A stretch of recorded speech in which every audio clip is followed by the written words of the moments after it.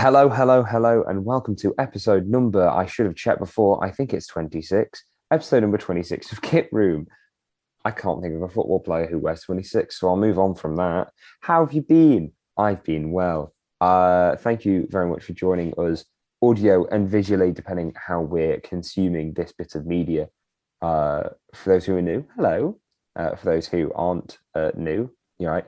But yeah, enjoy. I'm going to throw it over to the guest now because I don't really have much else to say, and I should really script these intros. But my guest, who are you, and what do you do in the world of football shirt content? My name's Alan March, and I just take random pictures of myself looking a bit stupid, mostly in supermarkets. But I also like to collect a few shirts and sell them as well through the medium of a website that I built because I was bored, and now is a massive pain in the ass because I'm not bored with my actual real job. But it's great fun. It's great fun. It's a lot of fun, and I'm not about to stop anytime soon. So there you go. And in your pictures, you have a twin with you, or your triplet as well.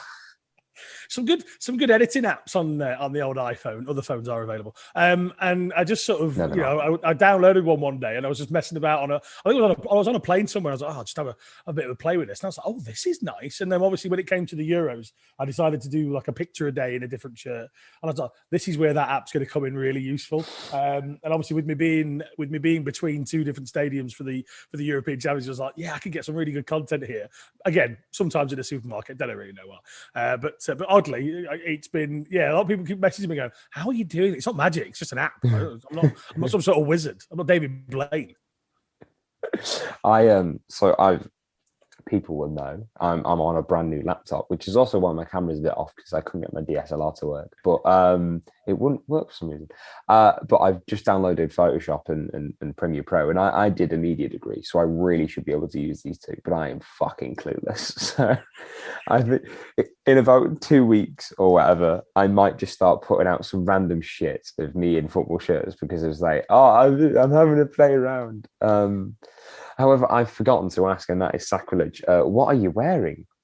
I'm wearing one of the old Ajax away shirts from season. It was one of those where I saw it as an offer.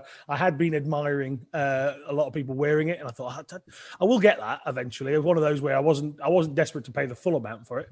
I went through Amsterdam Airport about 6 weeks ago, and they were still 70 and 80 euros. I was like, nope, no. And I think it was one of the Kit Spires little deals. I think he pointed it out. So I went online. I think it was less than 40. So I was like, yeah, do you know what? I do like it. And as I put in a tweet this morning, it is for me. What I'm doing this year is trying to lose as much weight as I can. So buying them down from what I would have normally been is kind of my thing at the moment. So I got it in an XL. I started the year as a 3XL. I'm wearing it. This oddly, like I've got a few Adidas XLs. This one's a bit tighter than they are. So it was maybe just the way it was made, perhaps. But yeah, I'm happy. Or maybe the Dutch are tiny. Potentially. No, I really do like that shirt. I remember when it came out, I was like, okay, this is a great shirt. However, I tweeted this a couple of weeks ago. I've kind of gone off the boil with either new shirts or collecting anything that isn't Manchester City. So I've been scrolling through eBay, classic football shirts, and it's been like, I mean, it's nice, but I just don't want to spend my money on it. Yeah. So at the moment, I'm just bolstering my City collection. I think from 2009 to present, I think I'm missing like 7 shirts. Oh, nice. And then from 2009 to 2000, I'm missing 4, I think. And then my 90s is not all there yet. I need to pick that up. But I saw someone wearing that in Birmingham the other day, and it was the first time I'd seen it in person. I was like, okay, yeah, that is a pretty special shirt. But I'm wearing, I think this is the AC Milan shirt from 94. I think I can't. I was going to say that's early 90s. You're probably right. 93, 94 is somewhere around that. So that's good. Long sleeves as well, which always depicts English summer. It does. I was looking in the wardrobe and I kind of forgot I owned this. I got it for Christmas last year, and I was like, oh yeah, I can wear that. Because the Gladbach shirt that you have behind you, I was gonna wear that one. And then I was going through the thumbnails of all the videos I've done. I was like, oh, I've already worn that, and I kind of want to have a different shirt per episode. I've got 180 odd shirts. So I really should not be struggling to find another shirt to wear. No. I'm waiting for somebody to give you abuse because you've only got 186 shirts. Oh man, that was the thing. Like, who was the guy on TV last week? Oh, what's his name? It was just like people said, "Oh, you've only got 360." Well, I've got nobody cared. Nobody asked you. Shut up. They were interviewing that guy there. Just like, let him have his moment. I've got 360 shirts. Well played. Well played. I don't know where you put them all because I certainly haven't got that many. But it was just like, oh, well, I've got more than 500. I was like, who cares? It wasn't about you. No, it's a very weird mindset. And it kind of really only exists here. It's not like you're not going to watch the news and be like, oh, and this person did this. It's like, I've done that 3 times, mate. Yeah, I mean, exactly that. You see, when somebody goes, oh, I bought this for £37, and somebody goes, got mine for 28. Nobody cared. Well played, but nobody cared. Then just write a tweet going, I've got this shirt for 28 quid. Brilliant. That would be the actual thing to do. Not just try and shoot someone down as they're having their glory. Just let them have their moment, man. Yeah, that's Twitter for you. Yeah, but unfortunately, isn't Twitter the real world now? And whatever else this is just fake. This is all the Matrix now.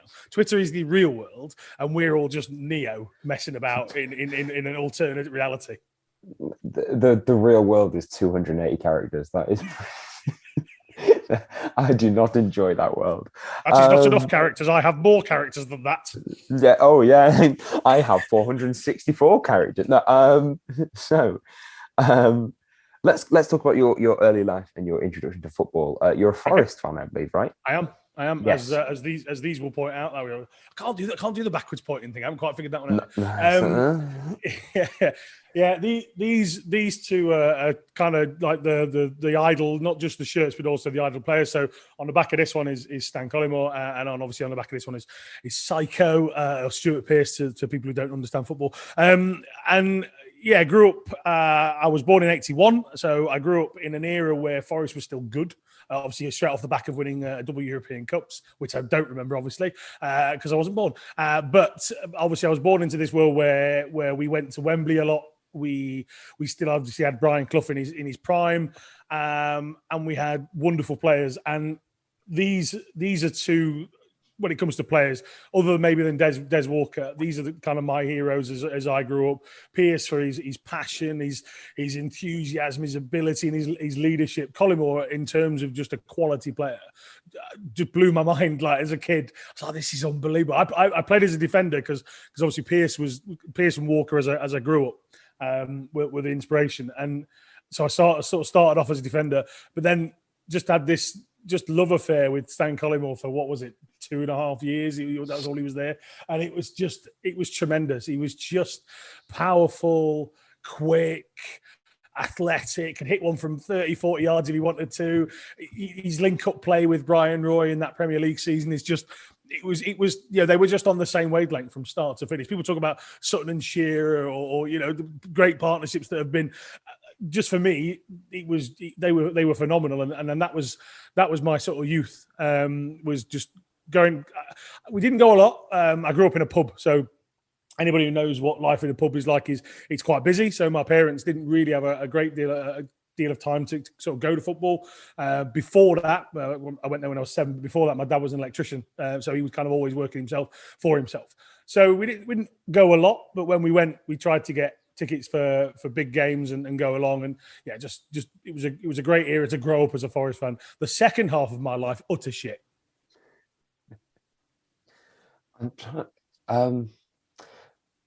They loaned a player from City, goalkeeper, really tall. What was his name? Oh, Pantilimon. Was it Pantilimon? Yeah, we had the Romanian giant. And then you had Muric as well. Oh well, we're not even going to talk about him. Yeah, he was awful. He's disappeared off the face of the earth. First game of the season, I think it was West Brom 2 years ago, and he was one of those where you thought, have you actually ever played in goal? Because his positioning was terrible, didn't talk to anybody. The goals he conceded were like what were you doing? Made mistakes. It was just, I could be being unfair, and it could just been a world's most horrific debut. But I think he played once more after that in a cup game, if I remember rightly. He was immediately dropped. It was like great, but yeah, we had Pantilim on as well. Obviously, a former City player as well, wasn't he? And a few years before, so yeah, there you go. Yeah, 9'6", however tall he is. 9'6", 9'7". It was you're very very close there. Yeah, I mean, well, I'm 10'4". No, so.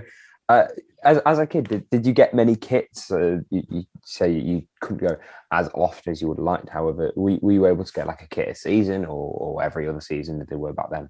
I don't really remember. So this will sound horrific when we talk about what I do for a job. This will sound horrific. My memory is fucking terrible. Like I remember nothing. Like it's really really hard. And so when I try and cast my mind back, there's a few like homemade videos of birthday parties and stuff where I'm in England kits and stuff. I mean, knowing my mum, they're not real. They're definitely fake. But like proper full kit as well. Like, I think it was my 8th birthday and I'm wearing a full England kit, proper socks, Gola trainers, because that's we weren't exactly rich. So there I am in my 4-stripe Adidas or Gola trainers or a few Asics before Asics were quite good.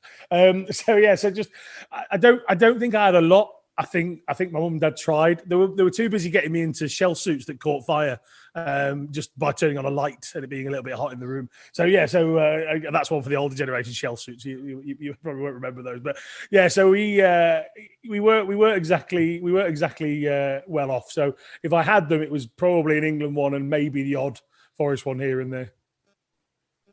I still don't own an England shirt. I mentioned this quite a few times, but when you talk about your memory being a little hazy, I'm the same. So I was chatting to one of the managers at work. He's a West Brom fan, and it's just his memory. He can recall back to games. He'll remember what happened, or like people can remember their first World Cup and stuff. The earliest World Cup I can remember is like 2010. I would have been 13. That's pretty poor. Yeah. I remember Italia 90. I was 9, but I remember it because we were in a pub. We owned a pub, so I remember like just different sets of fans coming in, and then USA 94. We had quite a large Irish population sort of near where the pub was. So a lot of Irish people coming in, obviously not watching England because we weren't there, but obviously the pub was still busy during USA 94 as well. So yeah, like 1990 was one I remember, but even then, not in detail. So some people sort of go, "Oh, I remember that corner." I'm like, "A corner? Who the fuck remembers a corner?" Like, and it hit the bar. But did it? I just remember the goal. Maybe I remember the goal. Probably wouldn't even remember who scored it. If I think back to watching Collymore, I think there's a handful of goals I actually remember, and then the rest is just subliminal stuff from when you watch old highlights and videos. You go, "Oh yeah, I remember that." You don't. It's just that it's on the TV. So, but yeah, I can remember a couple of instances live. But yeah, just memory-wise, I am a shocker. If it's on Google, I'm fine.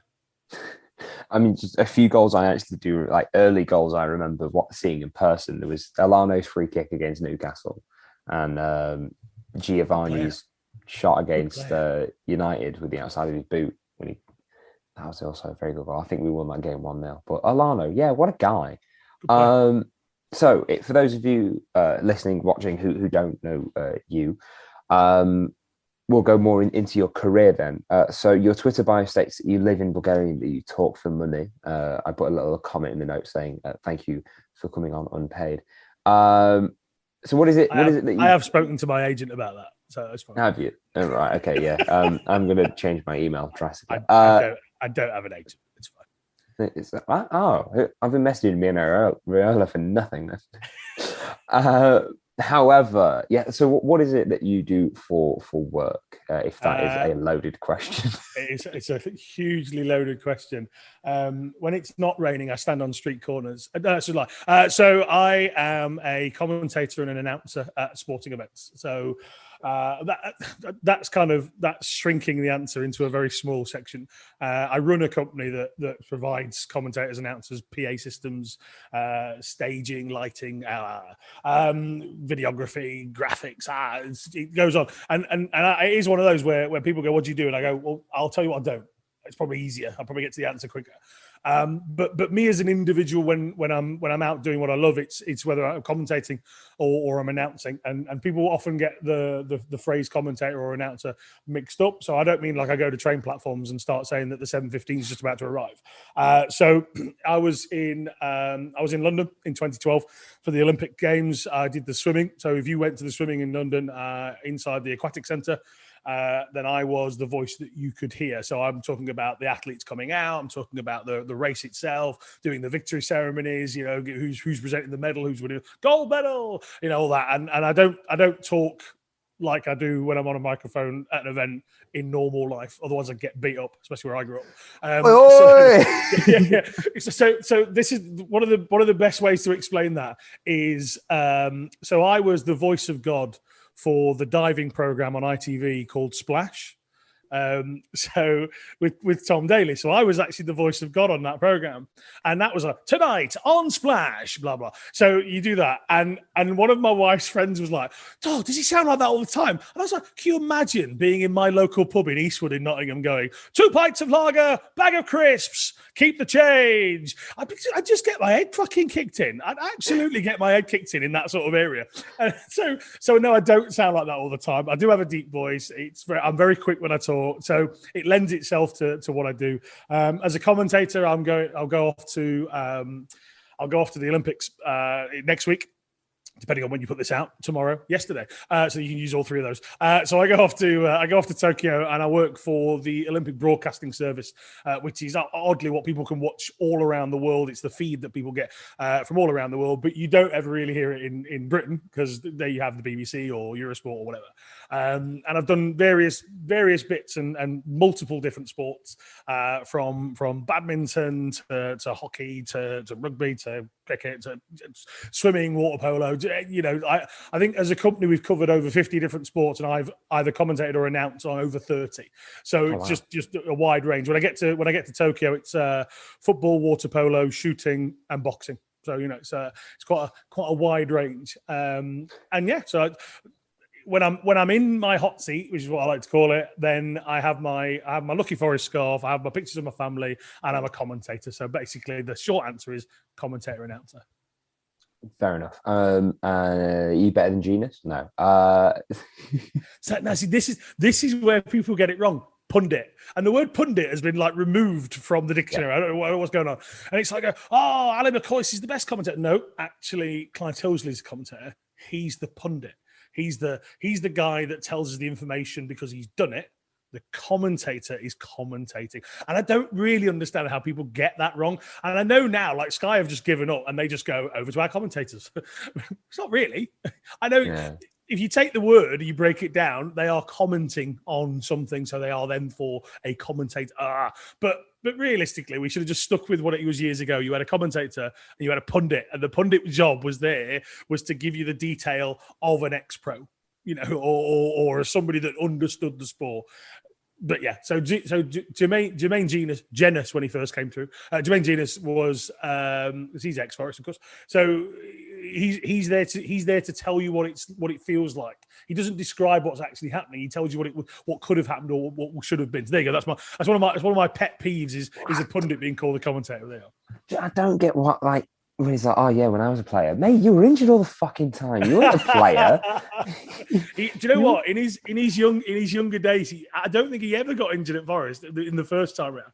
He was a wonderful footballer, and obviously, like I know that Spurs paid a lot of money for him and whatever, but good player. If he could have stayed fit, but I mean, you can say that about Darren Anderton. You could say that about Michael Owen to a big level. You know, these guys reached peak, and then they all represented their country, so they weren't average players.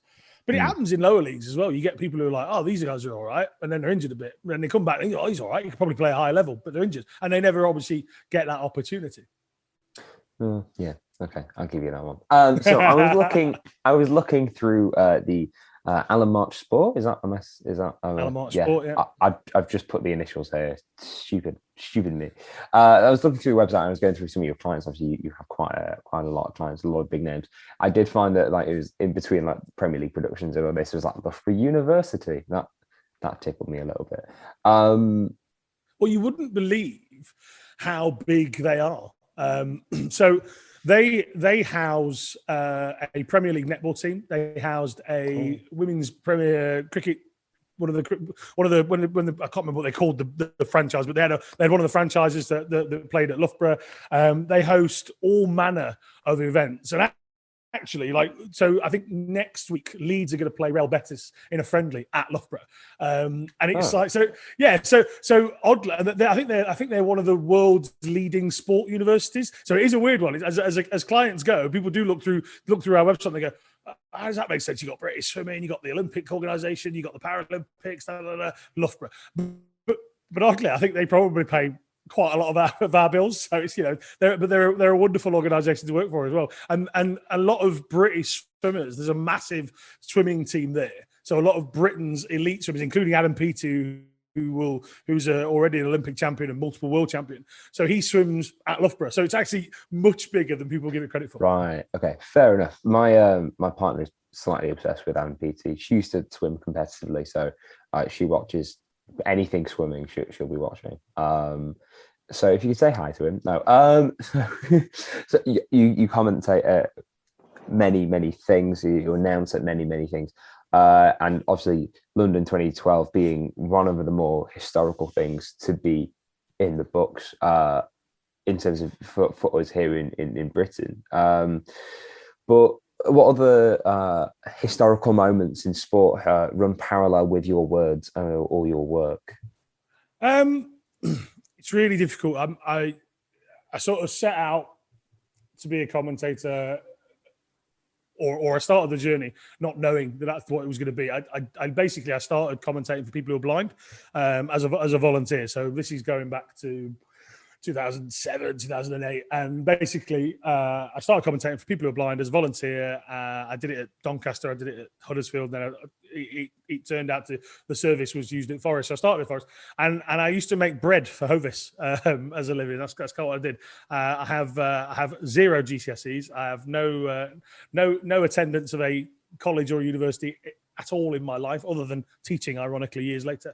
And I just fell into this entire career. So I don't look backwards. I like to just continually make new memories, if you like. So I don't really look at things and just hang on to them. I know a lot of people like you forever posting something. Oh, you remember this? You remember this? I remember doing this. And I'm just like, they're great. They're wonderful things, but you should always be trying to go that way. Go forwards. So Champions Leagues, like this year alone, like being able to go to Porto and do the Champions League for UEFA was mega. As a City fan, you'll remember that event. Not for the right reasons. No memory of it. Yeah, so, I was watching the cricket. Go into things like that. I was lucky to do France-Switzerland in Romania. That was my last game of the Euro. So Mbappe missing a penalty is now in here. That's like, when people go, oh, do you remember that game in Euro 2020 in 21 where Mbappe missed the winning penalty or the penalty that cost France? And I'm like, yeah, because it was like 1 o'clock in the morning and I wanted to go home because of the time difference. So there are some unbelievable things that I've been able to do. I covered badminton during Rio's Olympics for a radio station, and what we picked up a bronze in one of those, which was very, very much unexpected. That was a superb thing to do. I did the 2 Champions League finals at Wembley, Bayern versus Dortmund, and then obviously Barcelona versus Manchester United. So being able to see people like Messi and Ronaldo and Ribery and just players in their prime is just something that will never escape me. And then I got into darts commentating for a little while as well. That was kind of fun. That was a lot of fun. You go to an event, you take on a different challenge. like any job, like people just think that I live in this surreal world where I go from event to event and go to different sport to different sport. Some are terrible. Like, like the treatment you get, the hotel room you get, the travel plan or whatever. It isn't all bells and whistles. Trust me. It's like there's lots of bad things to it. And then the one bit that nobody kind of takes into consideration when they look at what I do is the fact that I'm away from home. I have a young daughter.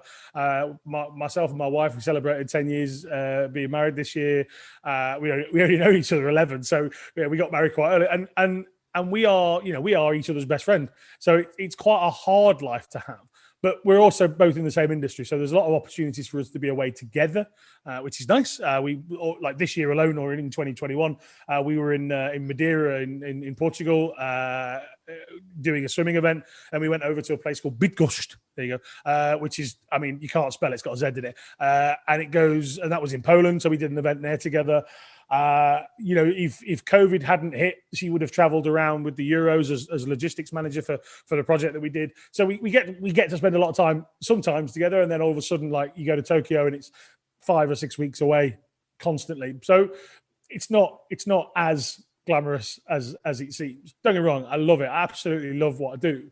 But there are negatives to it as well. So being stuck in your hotel room every night, just going and staring at a wall, certainly in COVID times has been really tough. You go and do the event, and you go back to your room, and they're the two things you can do. You go to the swimming pool, back to your bedroom, and you're just a wall, just you and a wall. So fair. I'm learning so much about you today.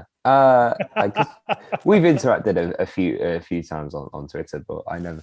Oh, this is why I enjoy this series. Anyway, so on top of your TV talkie work, which is what I'm going to refer to it as now. TV talkie work. That's what we do, and that's why I get paid to talk. Or when people go, "Oh, I couldn't do your job," and I just go, "It's just talking bollocks." It's literally. I suppose because of my background compared to probably 99% of different commentators and announcers, I come from quite a rough background, quite a rough neighborhood. I'm not the most educated person, so I kind of feel like I speak a different language to everybody else around me sometimes.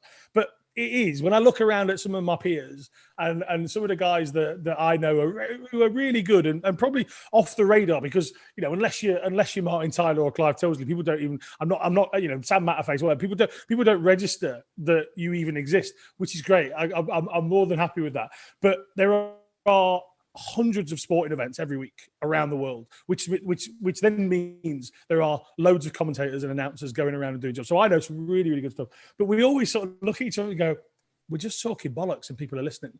And it's just how you put it together. It's the words that come out. It's the way you phrase it. It's what you're looking at. It's how you tell that story. And if you tell it in an entertaining way, people don't mind listening. Yeah. Can I get a job? No. So what I mentioned, you touched on it earlier, that you also collect shirts and sell them on. So let's go on to a little thing called Footy Kit Market. Launched in 2020 of last year. Yes. As you said, you did it through boredom, as a lot of people faced last year. I think last year collectively I worked 3 months. That was the combination of lockdowns and being run over. But how did Football Kit Market come about, and what service do you provide, and who are you working with? Okay, so I suppose boredom was probably a little bit harsh on the real reason. As with everybody, as you just said there, you obviously work for 3 months of the year, and for somebody who owns his own business, it was quite a scary time. Obviously, if you were employed, you obviously got a government were looking after companies and paying bills, as my employees were. They were nice and safe, and we managed to pay all of ours 100% throughout the whole of it, and we were very proud of that, because we're not fucking Weatherspoons. So we were exceptionally proud of what we did for our guys, but it was scary stuff.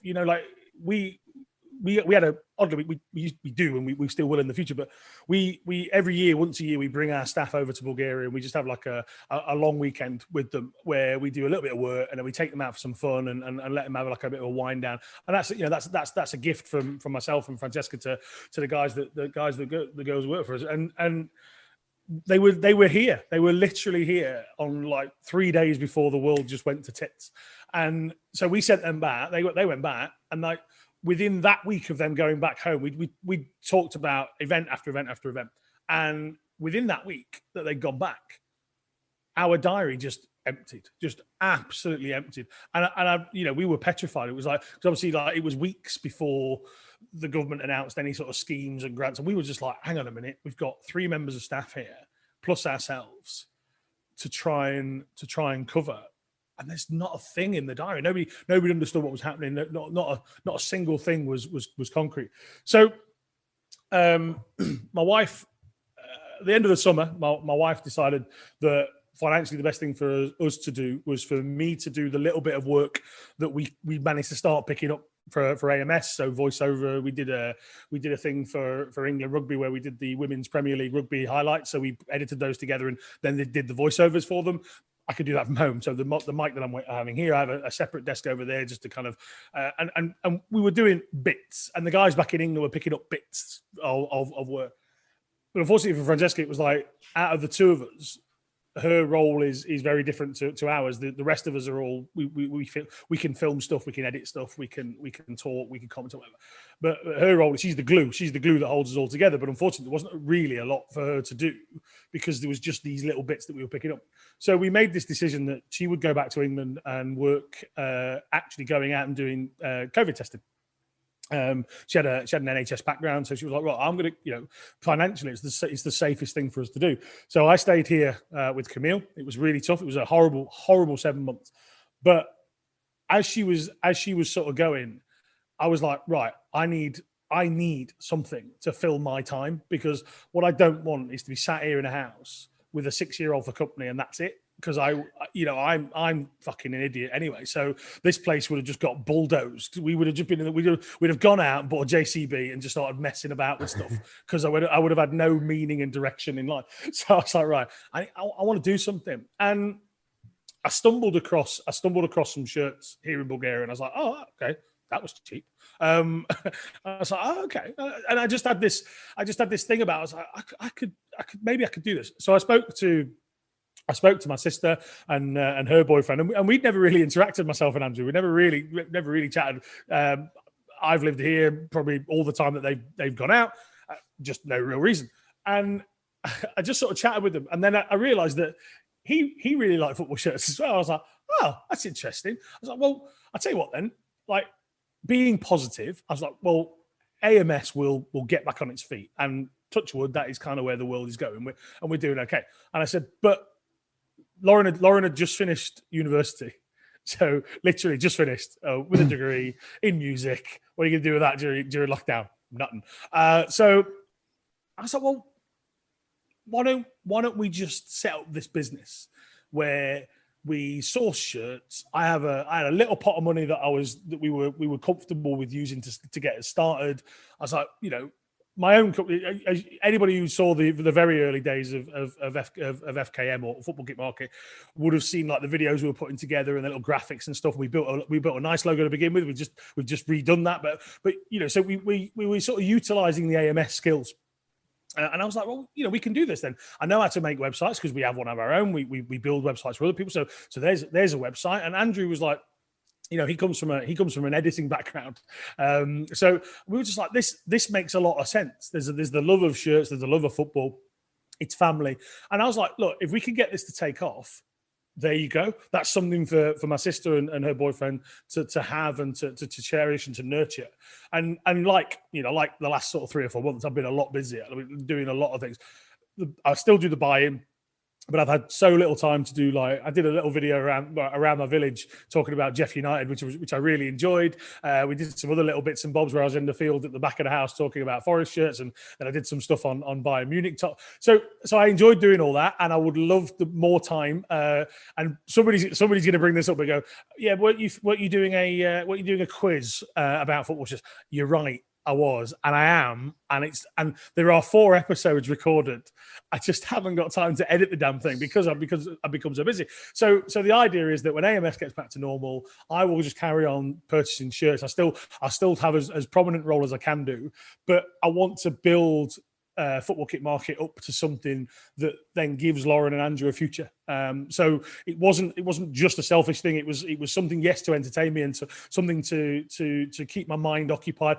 You know, I met some wonderful people when I first started doing this. A friend of mine called Carlo, who lives in Bournemouth, and me and him would stay up sort of chatting until like 2:00 in the morning my time because he's behind, just looking at shirts on eBay and I was really getting to know sort of information. I started chatting with people like Chris at Chat Shirts and Adrian, Football Italia, you just sort of formed bonds, and you know, I interact with as many people as I can do on social media, and I don't mind, and sometimes you have to kind of put the phone down and bits and bobs, but it was something that took my mind off not having my best friend with me. I made some good friends out of that, and then this idea of just creating Football Kit Market to be a business to give my sister and Andrew an opportunity, it just seemed like a good idea. No, fair enough. You've answered all my questions into this bit, because I was going to say you've got the new graphics, so obviously, and then there's the new site, and then my plan was the next question was what's going to be the plan for Football Kit Market, but if it's something to set them two up, then and then ground. Where do you see it in the next 2 years? Because there are a lot of independent sellers coming out. Yes, you get your class football shirts, your cut kits. People are still using eBay. Depop is a cesspool for fakes, but a lot of people are just rearing their heads and now sellers or resellers, which is a term that kind of annoys me. Yeah, I think again, same sort of inspiration that perhaps I had when I first started. I think a lot of people were sort of sat on their hands going, "Oh, actually, I'm getting furloughed, but I'm getting paid. I don't have to do anything. I can't go anywhere."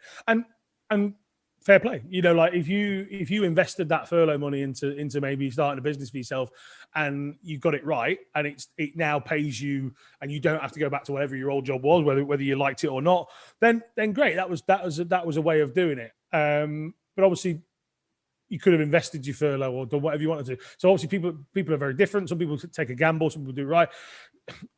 I don't come from a business background. I don't come from an educated background. I take a chance. I do gamble. I think on numerous occasions from an AMS point of view, there's been situations where my wife has looked at me and gone, "Are you fucking mad?" And I go, "Yeah, let's do this. Let's buy that and see what happens." And that'll be the exact same with FKM. It'll be, you know, we know what direction we're heading in, which is, you know, every month we see more income, but we reinvest that income. There is, you know, it hasn't paid me a penny back of what I put in. I don't want it to, you know, that's not my goal. My goal is to build it for something for them. And at the moment, it comes in, and we reinvest that by building up the stock. So when we first started the first website, I think there was like 78 shirts on it, and now I think there's at least 200 sat not on the website already. So, you know, that's just in the background. There's 200 waiting to be photographed, waiting to go on. We're just holding some back for Christmas periods and things like that. Some nice stuff on there. We think, actually, you know, that'll be a lot easier to sell later on in the year when people are thinking about Christmas presents and stuff. So, you know, like there's a slight game plan, but the main plan is to just keep building it and building it and building it, and see where it goes. You know, if it develops into something that they can use financially for the rest of their lives, for 10 years, 20 years, then, you know, you ask the guys at Classic, and it makes me laugh because obviously they get a raw deal from a lot of areas where people have a go at their pricing and stuff like that, and I won't slate them because I get it. Like, there are some horror stories, and obviously I'm sure there's every company on the planet has a horror story, and that's absolutely fine. And I'm okay with that. But realistically, when you see someone go, "Oh, I can't believe they're charging £400 for this shirt, and I only sold it to them for 200," well, that's business. That is, and I feel like people just don't quite understand the. So for me as a business owner, it's like, but I pay for the building that all these shirts are in. And if Classic didn't exist, where would you go for thousands of shirts worth of choice, where would you get their $22.99 bargain each week if that's the sort of thing that you're into? You know, everything they do has a cost element to it. So there's a reason. It's not like if you buy a handbag for $5,000, but you can buy exactly the same handbag for $5, then I get that. But how much choice is the person who's offering you the $5 bag got compared to the one who's offering you the $5,000 bag? But does the shop premise look different? Do you trust this person selling the $5 one? Because for $5,000, you should bloody trust them if you're buying that. You know, so it's the same in any. It's the same in any industry. You can pay. If you're a bargain hunter, absolutely sit on eBay and go and get a bargain. And I've done that. I bought things that are cheap. This one, I was quite naive. I bought it, and it's not now what I would purchase again for price, condition, etc. So you learn. But take that one and that one, just different pricing structures, knew what I was doing, went to different places, saw an opportunity. I've got the 98 England top and I got it for less than 40 quid. And I was like, for me, that's a bargain. I absolutely think that's a bargain. Whereas that one definitely wasn't, so it's like you people having a go at them. And I just think, yeah, but you're talking about God knows how many staff they must have, and I'm thinking double figures, at least in terms of staffing. So I did a tour of their old warehouse in 2018, and they were already in double figures then. And if you think about the massive unit they've now moved into, and that's not considering, you see everybody out on the shop floor who's actually picking them, call it shop floor. They're in the warehouse. People are hanging it, cleaning stuff, buying. You've got purchasers, people who ship it, people who are answering the emails, people who deal with the finance side of it. There's 5 or 6 different roles, and that's only if you're using what. Yeah, well, exactly. So from an FKM point of view, obviously there's the 3 of us, but I spend a lot of my time doing some social media. I spend a lot of my time hunting out shirts and purchasing them, and then promoting. And obviously Andrew's there doing the website. He answers all the emails. He deals with the finance part of it. So too does Lauren. Lauren does she gets all the shirts in. She checks them, washes them, posts them out, puts them into parceling. And then you got all your other costs. Every bag it arrives in, every freebie that you get from any of these companies. It's all magic. But if you don't like that and you don't like the price, don't buy from them.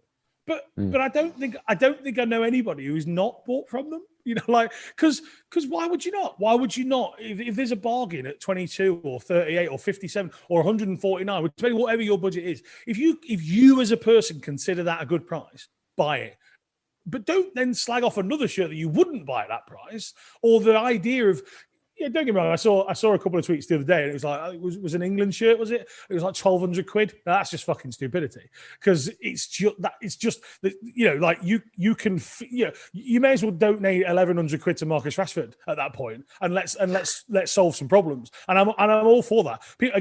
People look at me, got no clue what I do behind the scenes in terms of charity work or what money I give or time or whatever. So nobody realizes I don't know what Classic Shirts gives to any charities, whether they do any charity work or not. So again, have a good think before you put something about a seller or as a buyer where you're buying from. If you don't like something, great. If you don't want to buy from FKM, I'm not offended.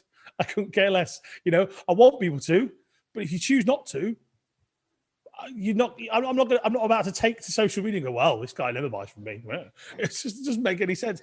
But Adrian would say, just don't buy fakes, don't promote fakes. And I thought, it was just a great line. And that's one of the things. Like if you're knowingly selling bad stuff, that's an issue to me.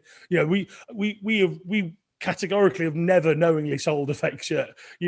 And like anybody else, we've had a few issues where we've dealt with them, and that's absolutely fine. We get stuff in as we buy them. It's like, oh, fucking hell, And I remember Andrew thinking he got a bargain PSG shirt. This is about 6 months ago, and he's like, "This is amazing." It arrived, just fucking rag, and it just wasn't real. So we're all susceptible to it. So if you don't want to buy from someone, don't. But there are bigger reasons behind what they do. One of the ones that made me laugh, and I'm sure you've read these stories before, and people are like, "Oh, they bought my stuff off eBay for £26." I was like, yeah, but you wanted to sell it. How does it How does it That's matter? what I don't get. Yeah, how does it? How does it? And who does it matter that bought your shirt? If you were happy for it to go at 26 quid, either A, more for you for not asking for more, or B, you're happy because you sold it. It's irrelevant. If they go off and then put it on at 87, and some guy in America goes, "That's a great shirt, and that's the best shipping cost I know of. I'll get that shirt for 87 because I can't get it." Yeah. But you don't have that reach. What do they have? 30, 40, 50,000, 100,000 followers on social media? I have no idea. I very rarely look at anybody else's websites or social channels because it doesn't interest me. I'm doing what I'm doing. But their reach is huge. If you can reach out to buyers all over the planet at the push of a button on social media, then why not offer it at 89? It's not robbing anybody. You're not holding a gun to someone's forehead and go, "You must now put £89 in my bank account." Yeah, that's just a Jason Statham film that we've all seen. But it's if you are an individual with 80 followers and a Depop page, don't cry that you sold yours for 26 and somebody else is trying to sell it for 86, but they have thousands of people following them. That's the world. It's just business. 238,000 followers on Twitter. But it's this because I see people use the example all the time with people who have sold them something on eBay to the extent where, like, now if they win the listing or something, they will just take it down. It's like, that's petty. But they're like, "Oh, you won't go to Starbucks by the water and then sell outside for a tenner." I was like, that's not comparable. That's not the same. I mean, to be fair, the pricing structure and stuff, I have made a few comments on Twitter in terms of the pricing, but I did also learn about it. So I think I found it was only in like it was like a good or very good condition Leicester City shirt from when they won the league with Vardy on the back, and it was like 200 quid, and I was like, that's a bit steep, isn't it? I didn't know Puma couldn't meet demand that season, so all the shirts constantly sold out. With an iconic player from an iconic season, that price makes sense with their big overheads. I learned from that, but no, there are people who do like to complain. No, quite right. I mean, obviously, if you're a Leicester fan, then in 20 years' time, you want to be holding on to that shirt and going, "Oh my God, what memories this was! I can't, we won the league, we played in the Champions League, a few years later won the FA Cup." But this guy that's started off in Sheffield, where was he? Whatever they call it. But there he was. Then at Fleetwood, and then at Leicester, while they weren't very good. He will forevermore be an iconic player for Leicester City. A Leicester fan wouldn't spend the money I spent on this shirt or this shirt. But equally, I wouldn't spend £200 on a Leicester shirt. If I had the money and there was something that I really wanted and I thought it was worth it, would I spend 200 quid on a shirt? Would I spend 300? Yeah, maybe.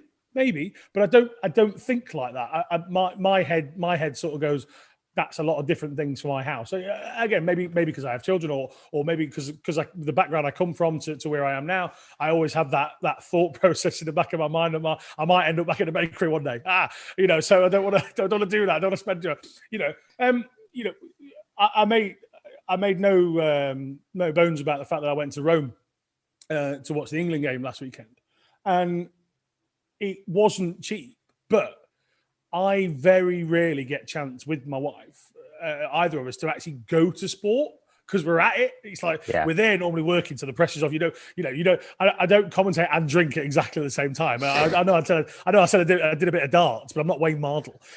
So I'm not. I don't go to these events working and getting absolutely. I was like, do you know what? I haven't been to a football match in God knows how long. That is a lie. I went to a Bulgarian one before lockdown, and it was like the bottom end of their top league. It's played on a field which grass grows and even sheep wouldn't eat because it looks so bad. And there are actually trees growing in the stand. That's how bad this game was. And there was only like 30 people there. I was a guest of somebody I knew. So we haven't been to a proper football match for a long time. Certainly not together. And I was like, do you know what? We can go. We're allowed under the restrictions. So I pick and choose when I spend money. So would I go and pay £200 for a Stan Collymore shirt? No, I wouldn't, because I don't feel like I'm in the financial position to do that. But if someone is, then let them. Let them. Like we started using the phrase back end of last year, and obviously we've used it quite a lot this year as well. And we often put, spend what you can afford. Only spend what you can afford. And whether you live in a council flat or whether you live in a mansion. That applies. That absolutely applies to anybody. If you are buying a football shirt and your kid's hungry, you're wrong. You are wrong at that point. But if you find a football shirt and no other bill has been affected by that, spot on. And that's, again, that's personal business. That's how you run your own household. So I'm not, I don't preach to anybody and say you shouldn't do this, you shouldn't do that. Just, as long as you're happy with it, as long as you can cope with it, as long as your finances can afford that shirt or jacket or shorts or socks or whatever it is that you're into, Corinthians. I've just bought 9,000 Corinthians. Great, but please make sure you can afford it. No, agreed. So where I work, a few of my colleagues know how many shirts I have, and they're like, why are you buying so many shirts? And one of the managers also does collect shirts. I think from 1990 to present day, he's missing like one West Brom shirt. So he's a West Brom fan. But massive Villa fan. Yeah. So I often say as a joke, says like, if I buy a new shirt or I quickly take a 2-minute break to watch a listing on eBay finish and try and bid on it, which I've done 3 times now. And I anyway, you literally just admitted that as well. Has he gone to the toilet? Yeah, he's gone to the toilet. He's been there 20 minutes. So. All 3 times I went and sat next to the manager who collects football shirts and be like, do you want to watch this listing with me? And we were just going out. It's going up, bid now. Nah, give it a minute. Oh yeah, I've bid now. But so I work in a restaurant, so I see it as I get free food. So the money that I'm not spending on food. So I think questionable football quizzes. I was messaging him on WhatsApp the other week, and then I tweeted out a few shirts that I got. I was like, oh, there's one other meal that you're not having or you're not buying, because he was like, you're buying a lot recently. I was like, yeah, I've just got the money to do so. But it's yeah. So what I say to people when they say, why are you buying so much, or it's because I don't have to buy food because I get free food at work. Anyway, so that was a big left turn from where Football Kit Market will be to people on Twitter about class football shirts. But let's talk about through some of your kits then. So how many do you have, if you know roughly, and what is it? What is it that you collect? I don't know. I simply don't know, because again, a bit like what I was saying earlier on, it's just not a competition, is it? No. I also don't know how many shoes I own. I also don't know how many ladders I've got in the garage. I know we've got 4 Christmas trees. I don't know why. I know we've got 4 Christmas trees. So there's stuff I know, there's stuff I don't know. It's bigger now than it ever has been. But when again, like last year, I just sort of fell into this world where I was like, oh, I can buy that. And I know, I can get this from here, and I can do this, and so it's grown massively since then. But realistically, to start with, I always bought a Forest shirt, and again, as finance has changed for me probably over the last 5 or 6 years, I've always bought home, away, then third, if timing's right. Never a goalkeeper shirt. I only own 1 goalkeeper shirt. I only bought that last week. I don't know why people don't buy goalkeeper. I don't buy goalkeeper shirts. So mainly Forest ones to start with, and then obviously as I sort of got into this world, I was like, well, then actually I'd like to go back and get a few of the ones that I really like. Obviously, a lot of people see me wearing the yellow one with the sort of computer graphic vomit all over, and that's also one of my favourites. My affiliation with Mönchengladbach is I made my family. We did a driving tour of Europe. This was 2015. My wife was pregnant with Camille, and her 2 daughters were in the car, and we just went like Luxembourg, Netherlands, France, Germany, just drove around for we had a week, so we just drove around, and we slept, but we just drove around. And at one point, I was like, Mönchengladbach's only there on a map, and I was like, we're going to do that. We're just going to take a complete detour from where we were actually going, drive to Mönchengladbach. And I was just like, I've just always liked the name, and my wife was like, yeah, fine, that sounds like another crazy fucking Alan March idea. Let's go and do that. So we did. We just took this massive detour, got out of the stadium. Like, Went to the club shop, bought a scarf. I get back in the car, and like, but since then, I'm like, yeah, that's I needed a German team. That was it. That makes a lot of sense. So it's sort of now it's like I've got I think 5 different Mönchengladbach shirts, all of the Forest ones from certainly the last 5 years, and then just sporadic ones going backwards. And it is me buying as I feel and as I want. So, for instance, I picked this up the other day. This is a very nice Sweden one. I think this is 94. I want to say 94. Yeah, I think it's the 94 World Cup so one. This would be 94. And I was like, yeah, I saw it advertised where I buy my stuff here in Bulgaria, and I was like, I'll get that for FKM. And it arrived, and I put it on. I was like, fuck you, you're not having it. it's not going on sale, because it was one of those. Actually, I can spread the cost of everything else I bought, and I can just hide that one. It's fine. So that one's mine. And I was just like, yeah, that's kind of where I am with my buying process now. It's like, do I really like it? Is it wicked? Oh, that's the song. And I was like, well, do I want that? Yeah, I quite like the look of this one.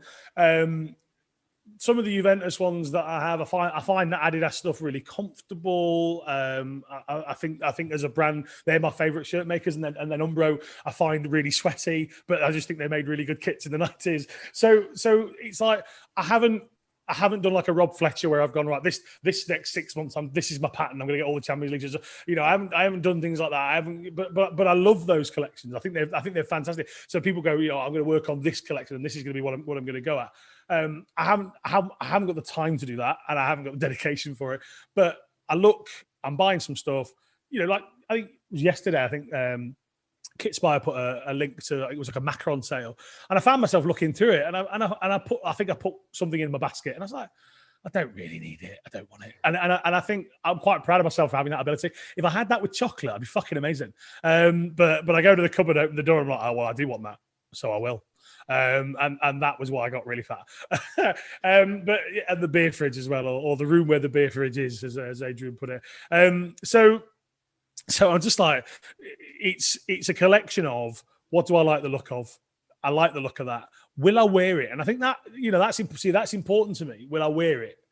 I don't think there's 3 or 4 on this rail behind me that I won't wear or don't wear. But everything else, like I sort of like before I go up to bed at night, I just pull one off the rail. Go, that's what I'm wearing tomorrow, And it sits in my bedroom. When I wake up, I have my shower, bang it on, and take Camille to nursery. So yeah, that's the one I'm wearing tomorrow. I think maybe 3 or 4. One's one's the England top that was never meant to get worn at all, that my wife has now stolen for the Euros. And basically it says England versus Brazil from 2007 when Wembley opened. So I happened to be commentating on that game when Wembley Stadium reopened, and that was the first England game that was played there. So I have the program, and I have this shirt, and I got the lettering put on the front of it, but it's only in like a small or medium because I just want to frame it. I think it's medium. Yeah. I just want to frame it with the program, and like come the Euro, she's like, "Well, this one's not doing anything. I'll wear that. Thank you very much." So hang on a minute, wind down yeah, it. So yeah. I was like, yeah, we're only drinking lager and white wine because they're clear liquids. So no rosé. Get that rosé away from that shirt. No. So like, and now like Camille's just like, I want a shirt like you. Oh, fair enough. So we have started buying a few little shirts. She's got an FC Copenhagen shirt, a Germany one with I think it's Özil on the back. She's got 2 little England shirts that I managed to pick up for buttons over here. So yeah, she's really into it. And then the other day I was in the Roma shop, and they were selling off some training tops in the Roma shop, and they're black and grey. Really nice, and they were like €12. I was like, oh, it's really good. And then in the kids section, it were €8. I was like, well, I'll tell you what, I'm going to buy one for me and one for Camille, and she'll absolutely. I was like, oh. So that's gonna be one of my shirts for the Euros. I think probably tomorrow. But yeah, so there you go. It's a collection of what I want it to be, as opposed to I've got 500 more than you have. Yeah. Well, we're going to score 1 goal more than you, so who cares? Only ask.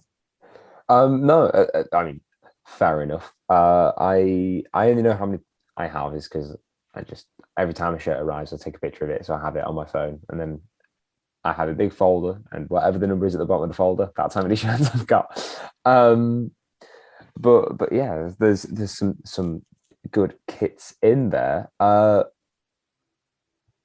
love your Gladbach story. That is amazing. Well, how else do you pick a team? I remember one of the contestants I did for Shirt House. I was like, why are you a Bolton fan? He was like, well, where we grew up, didn't really have any football teams, so I put all of the 92 teams in a hat, pulled out fucking Bolton. I was like, brilliant. You know, he was like, I was 7. He's like, nobody else really liked football. I like football. I put all the names in a hat, pulled out Bolton. But at the time, I think it was the era where they had like JJ Kocher, so it was like York AF. It's just a grand era. I mean, unfortunately for them, the last 10 have not been great. So, but yeah, I think I like stories like that. How do you pick it? So here's a question for you, right? So I reverse this. It's now the Alan March podcast. I'm the guest. Unkitted out.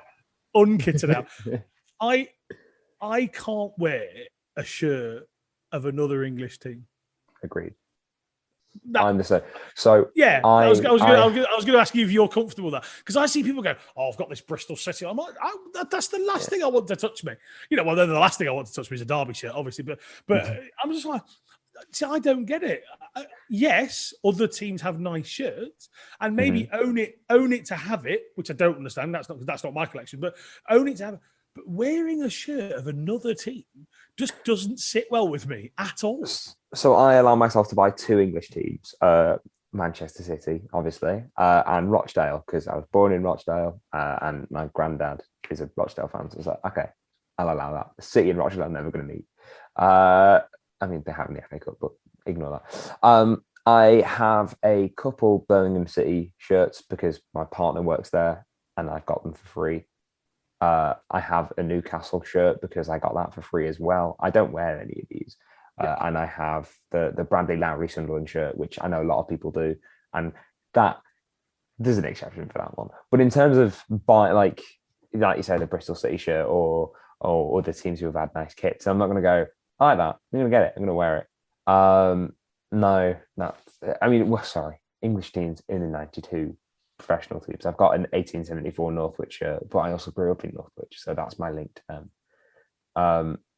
I have lots of links, but no, I'm in agreement. It's like me. I wouldn't stick a Notts County shirt on. Like I would. You know, Notts County has some absolute bangers in the 90s. There's an away one that's like a tartan number. Absolutely beautiful shirt. I would never put that on. Like literally, would never put that on. Like I think I put an Arsenal shirt on to take a picture of it so we could use it as material for FKM. I felt dirty. It's like I took a picture of him. One of my best friends is an Arsenal fan. So I just sent him the picture. He's like, "Finally, you've joined the dark side." I was like, "Oh no," because you wouldn't exist if it wasn't for Forest anyway. So shut up. But yeah, I sort of like put it on because it fitted, and I did a picture because then I could use it. I was like, nah, I can't see me leaving the house in that. Why why would I buy one? So I just unless you're scrounging them for free, perhaps. But I don't know. No, not for me. I certainly wouldn't wear it. You know, but then like I say, that's because that's my collection. If I wouldn't wear it, I probably won't buy it. Yeah, I mean, like you say, when you wear all shirts other than 2, I wear pretty much everything of mine. That includes the Cameroon one piece. The reason that I get jackets so much is because I can't wear shirts to work or at work. I can wear one to walk to work by all means, but jackets, I can wear a jacket, and then if I'm working outside, I'd be like, oh, just sniffing outside, pop my jacket on. A big Reebok logo on, a Borussia Mönchengladbach. The Palermo. Yeah. Well, that's the Palermo one for me. Obviously, like, you know, in old days when I bought a pink jacket or one that had just a massive pink slosh across the front here, I was like, no, I probably wouldn't have done. But actually, I've now got this Palermo jacket. I'm like, well, even if I'm going somewhere that's not football related and I'm not allowed to wear this, it's still a rain jacket and it might rain. So you know, obviously I have my. I know you've seen this because I sent you the picture of it, but obviously I have my yellow jacket from my time in Rio, which is just a bright yellow jacket. But I also have one from a Nigerian powerlifting event that I went to, and they just gave you this green tracksuit, top and bottoms with socks, and like me and my mate who were working in the event both tried to get the tracksuit bottoms on, just didn't fit immediately. But the jackets were amazing. We're like, yeah, get the jackets on. And I wear the socks at least once a week. That's amazing. Just a fabulous pair of socks with this like Nigerian branding across the top. Like, yeah, get the socks on. So yeah, so you pick up bits. I think you just pick up bits that you really want to wear. And as I say, like with the Sweden one here, I was like, yeah, that'll be good for FKM. We'll get a good profit out of that. And got it. I was like, no, I like that. I like that. That's happening. That's a staying on the rail. I don't blame you. I love that Sweden shirt. I worked with someone she's Swedish, and she keeps asking why don't I have a Sweden shirt. It's because I want to find that one or something like that. I don't want to get just one of the Adidas ones now that just it's yellow with a bit of blue. Like, I want it to be a bit nice. I say Adidas. That's anyway.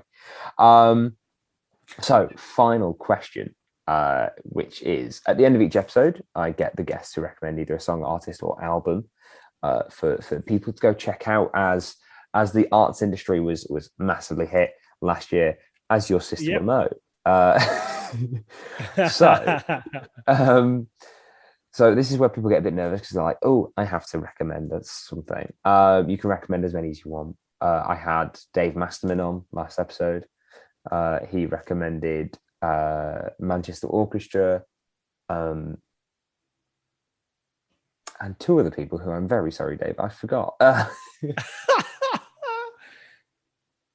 Marabou State and Traversinia, and I know that because I made a note of it. Very good. Well, I'm not going to recommend anything current because I wouldn't be able to. So I'm going to go back to. So here's, as I don't mind, and I tell a lot of these. I'll tell you a slightly embarrassing story. So the first album I bought actually was quite cool because I thought it was cool. I actually bought an Ocean Colour Scene album, Mosley Shoals or whatever it was called, and that was the first album I ever bought. But when I was 15, 16, going on to be 16, I'd never really been. It was literally just football. And then I didn't get into music or girls or anything else until I was 15, 16. And we lived in another pub at this point. And I was 16. I was working behind the bar under some sort of scheme thing that I was allowed to because I lived there. And I also looked like I was 24. And I had to do the shift where we opened the bar up at like it was like 5 o'clock in the afternoon. It was like the second part of the day, and I got to know all the regulars and stuff, and they were like they're all old men coming in for their pint of beer at the end of their working day, and we just sort of got into this thing where at the beginning of each week I bought a CD. So I'm not that old. I'm past tapes at this point, but it was my job was to buy a CD, and we on the little chalkboard it was like Alan's song of the week, right? And it was just this little thing. It was just a little gimmick for the early doors people that were in. And the very first CD I bought, single CD, was actually Barbie Girl by Aqua. Because I was out on a date with this girl. Again, I'd have to look what year that came out to understand how old I was. But I was just out on a date with this girl, and I thought I was being cool and relevant, and bought this CD. I was like, "Yeah, I'm gonna buy this. It's a really cool song." And that was the first one of the week. But yeah, but Ocean Colour Scene was the first album I bought, so I always refer to that because it's a little bit cooler. I love things like Oasis, Travis, Stereophonics. That's kind of my Embrace, Ash, that sort of thing. Lightning Seeds, obviously. The fact that they have an England song is just makes it even better. But that's kind of like that. That's my growing up music and what I still listen to as a sad old man in the car with Camille, other than the Greatest Show album, which is pretty much on repeat on Spotify for Camille. But if I had to suggest one I really enjoyed when I started getting into music was Stereophonics' Word Gets Around, which is from 1997 maybe, and yeah, I'd been about 16, and I think that kind of took me in a different direction with what, it took me away from Aqua, And sadly, I had to put Mr. Jones down. And here I was with this wonderful album of just different sounds and a different way of listening to music. Growing up in a pub, I actually appreciate all music. So like my mum's a massive Elvis fan and a Beatles fan, and my uncles were in bands that were like mock Beatle groups. My dad's he's into soul, quite a lot of soul music, like Otis Redding and that sort of thing. So I grew up in a pub listening to old, kind of modern. My parents hated modern music, like even in the 80s. So like Madonna was like which is quite interesting because my dad actually liked McFly, which was really weird. He was like, well, they play instruments. So I was like, yeah. So it was like, but back then it was like they played all the music from loads of different generations, loads of different eras. So I had quite an eclectic taste of music. And then all of a sudden I listened to this album and I was like, this is amazing. I want to be angry all the time, but I want to sing about a train or somebody committing suicide. Brilliant. And obviously then just like I'd sort of liked Oasis before that, and then I kind of got into music properly that way. It's easy for me to talk about music even in the modern era, because part of what I have to do is put playlists together for events that we go to. So at least once a week, I have to go onto Spotify and go new hits, and it's sometimes the most painful 3 or 4 hours of my life. Because I won't argue that I don't really understand modern music as well as I perhaps should do, but I'm just trying to pick out ones that don't have swear words in, which is not easy these days, and put it into a playlist that we can actually play at a kids event and go, because you can't just have Cardi B go motherfucker all the time. I mean, you could. It's fine. Yes, so I once did. I won't tell you the client, but basically this will be the last story I tell you. So I think I once did an event for a very big football client. And they said, come along, we're doing these little festivals and it's all for kids. We just want you to be the announcer on the day and talk about what's happening. And it was a terrible set. There's just one speaker trying to cover like 15 different five-a-side pictures. It was awful. Like they just completely got this wrong. And it was a wireless mic that was built into the speakers. So I was like, oh, Jesus.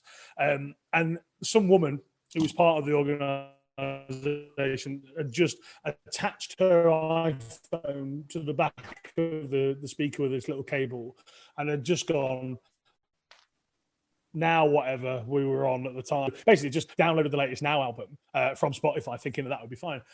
We were sort of halfway through the day, and at this point I've just gone to stand a little bit close to the speaker, just having a bit of a breather, and I'm just about to hold the mic to my mouth.